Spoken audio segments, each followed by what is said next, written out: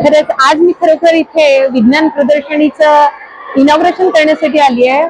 पण छोट्याशा first standard पासून तर 9th स्टँडर्डच्या विद्यार्थ्यांपर्यंत त्यांनी अत्यंत खूप सुरेख असे प्रोजेक्ट मांडलेले आहे. काही जणांनी मॉडेल मांडलेले आहे आणि काही जणांनी वर्किंग सुद्धा करणारे प्रोजेक्ट इथे मांडलेले आहे. खरोखर आजचा या विज्ञान साजरा करण्याचा हा उद्देश इथे पाहून मला सफल झाल्यासारखं वाटतंय. कारण विद्यार्थ्यांमध्ये असणारे जे वैज्ञानिक गुण आहे ते त्यांच्या भावनेतून त्यांनी त्यांच्या प्रोजेक्ट मध्ये साकारलेले आपल्याला इथे दिसते आहे. आणि आजचा जो काही दिवस आहे विज्ञान दिवस हा खऱ्या अर्थाने इथे साजरा झालेला मला असं जाणवत आहे. कारण विद्यार्थ्यांच्या वैज्ञानिक कल्पना त्यांच्या प्रोजेक्ट मधून बाहेर पडलेलं मला इथे जाणवते आहे. आणि खरोखर या शाळेने सहकार विद्या मंदिर मोताळा यांनी विद्यार्थ्यांना हा चान्स आणून दिला त्याबद्दल मी त्यांचे सुद्धा खूप आभार मानते. विद्यार्थ्यांनी जे केलेले प्रोजेक्ट आहे यामागचे त्यांच्या शिक्षकांचे एफर्ट त्यांच्या प्रिन्सिपलचे एफर्ट इथे मला जाणून आलेले आहे. खरंच कौतुकास्पद इथे मला येऊन आलेलं वाटतंय. विद्यार्थ्यांचे खूप गोड गोड कौतुक आहे. तुझं नाव बेटा? वेदिका संजय बिचकुले. अच्छा, बरं काय सांगणार या प्रोजेक्ट बद्दल? हे ऍसिडिक रेन आहे आणि याच्यामध्ये याचे काही हार्मफुल इफेक्ट्स आहेत आणि याच्यामध्ये हे टाळण्यासाठी आपल्याला सीएनजी एलसीजी गॅस जास्त प्रमाणात वापरावा लागतो आणि पवन ऊर्जा सोलार ऊर्जा आपल्याला जास्त हे करायला पाहिजे वापरायला पाहिजे. याच्यामध्ये काही हे म्हणजे कशाचा वापर केलेला आहे? याच्यामध्ये गव्हर्नमेंटने जे नियम लागू केलेले आहेत ते आपण पाळायला हवेत. आणि मला हे प्रोजेक्ट सादरीकरण करताना खूप आनंद होतो आहे. आमच्या इथं खूप सारे म्हणजे दरवर्षी नवनवीन कार्यक्रम उपक्रम राबवल्या जातात आणि इथं जास्त प्रमाणात मुलं हे करतात सहभाग करतात. सायन्सला कोण शिक्षक आहे तुझे? आम्हाला सायन्स 1ला शेंबेकर टीचर आणि सायन्स 2ला बांगर टीचर आहेत. अच्छा, बरं चांगले शिकवतायत. हो. बरं काय वाटतंय तुला उद्या कोणत्या दिशेने धाव घेणार तू? तुझं या ठिकाणी परिपूर्ण या ठिकाणी शिक्षण झाल्यानंतर कशामध्ये जाण्याची इच्छा आहे? मला नीट या फील्डमध्ये जायला खूप आवडेल.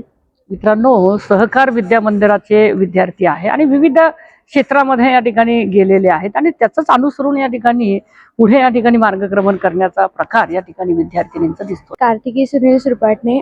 अच्छा, बरं काय सांगणार तू या प्रोजेक्ट बद्दल? मी तुम्हाला याची प्रोसेस सांगणार आहे की ऍसिडिक रिंग कसा होतो. तर हे जे काही इंडस्ट्रियल गॅसेस जे राहतात ते ॲटमॉस्फिअरमध्ये स्प्रेड होतात आणि त्याची रिएक्शन होते आणि त्यामुळे ॲसिडिक रेन पडतो आणि त्याचे जे इफेक्ट्स आहेत ते की एन्व्हायरमेंटला ते सगळे हार्मफुल असतात आणि ॲसिडिक रेनमुळे हे जे काही झाडं आहेत ते डॅमेज होतात. मित्रांनो, विद्यार्थिनी तर आहेच परंतु विद्यार्थ्यांनी सुद्धा या ठिकाणी असे विविध प्रकारचे या ठिकाणी प्रोजेक्ट बनवलेले आहेत. तर तुझं नाव बेटा? माझं नाव अंश महादेव बाजोडे आहे. अच्छा, किती वर्गाला जातोयस? मी 5th क्लास 5th. अच्छा, बरं कोणते शिक्षक वर्ग शिक्षक? आम्हाला क्लास टीचर सीमा चौधरी मॅम आहेत. अच्छा, बरं काय सांगणार हे या ठिकाणी तू बनवलेलं आहे ते कशा पद्धतीचं बनवलेलं आहे? हे मी टीचरला असा त्रास नाही झाला पाहिजे आणि टीचरची एनर्जी वाया नाही गेली पाहिजे म्हणून मी हा ऑटोमॅटिक ब्लॅकबोर्ड क्लीनर बनवला आहे. मित्रांनो, आज राष्ट्रीय विज्ञान दिन आहे आणि विज्ञान दिनानिमित्त सर्व आमच्या दर्शकांना मनपूर्वक शुभेच्छा. या छोट्या छोट्या मुलींनी विज्ञानामध्ये ज्या काही गोष्टी आहेत त्या इथे प्रॅक्टिकली या ठिकाणी दाखवण्याचा प्रयत्न या ठिकाणी केलेला आहे. तुझं नाव बेटा? माझं नाव कृष्णा कोलते. अच्छा, बरं ह्या प्रोजेक्ट बद्दल काय सांगणार? हा प्रोजेक्ट मला खरंच आज खूप आनंद होतोय की मी विज्ञान दिनानिमित्त हा प्रोजेक्ट बनवला. हा प्रोजेक्ट मी ऍक्सिलेटर याच्यासाठी बनवलेला आहे कारण की इथं जे बघायला मुलं येतील किंवा जे दुसरे मोठे माझे गुरुजन येतील त्यांना मी सांगायचा प्रयत्न होता की हे त्याचे साईड इफेक्ट काय आहे, यांच्या साईड इफेक्ट पासून आपण कसं प्रिव्हेंट करतो आणि याचं वर्किंग काय आहे. जसं की मी त्यांना सांगितलं की ऍक्सिलेटर ही एक कंटिन्युअस मुव्हिंग स्टेअर्स आहे ज्याच्यामध्ये आपण 100 व्होल्टच्या मोटरनी पॉवर देतो आणि ती मोटर वरती असते टॉपमध्ये ऍक्सिलेटरच्या आणि त्याच्यामुळे अपवर्ड अँड डाऊनवर्ड मुवमेंट होते स्टेअर्सची. आणि आपले जे काही वृद्ध गुरुजन आहेत किंवा वृद्ध आपले आजी आजोबा आहेत त्यांना कधी कधी स्टेअर्स क्लाइंब करायचा त्रास होतो तर ते या स्टेअर्स वरती उभे राहून म्हणजे एकदम सोप्या पद्धतीने वरती खाली करू शकतात.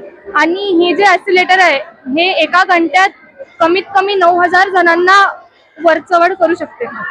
आणि या ऍक्सिलेटर बद्दल सांगायचं झालं तर याचे खूप सारे साईड इफेक्ट्स पण आहेत, जसे की या ऍक्सिलेटरमुळे कधी कधी ऍक्सिडेंट होता, कोलॅप्स होतात खूप वेळा ऍक्सिलेटर. आणि युनायटेड स्टेटमध्ये याचं प्रमाण खूप जास्त आहे, जसं की 10,000 ते 11,000 ऍक्सिलेटर्सच्या तिथं ट्रीटमेंट सेंटर आहेत, स्पेशल ट्रीटमेंट सेंटर.